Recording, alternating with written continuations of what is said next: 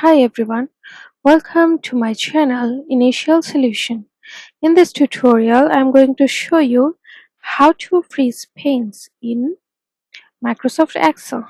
So open a Microsoft Excel and here you can see there's some data. I know it's just too little, but yep, I can show you this little data too. So what you have to do is go to our view option, and here is an option of freeze panes.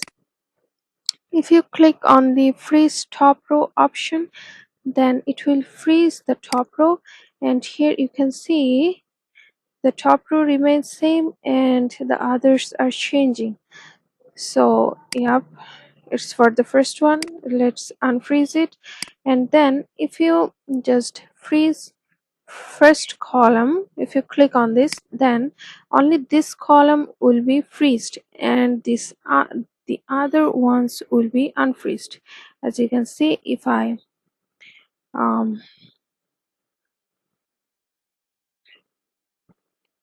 if I just make the cursor move, then only the first column remains still.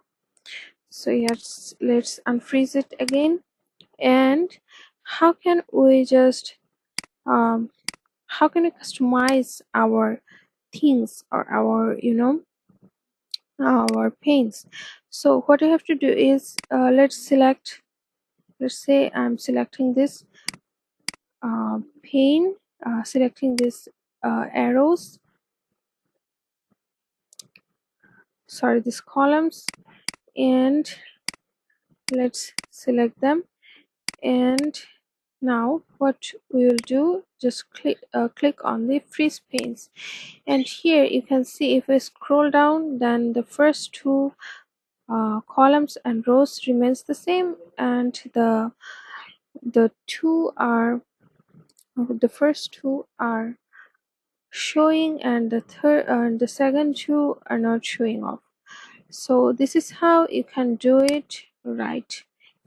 When you are done, just click on unfreeze panes.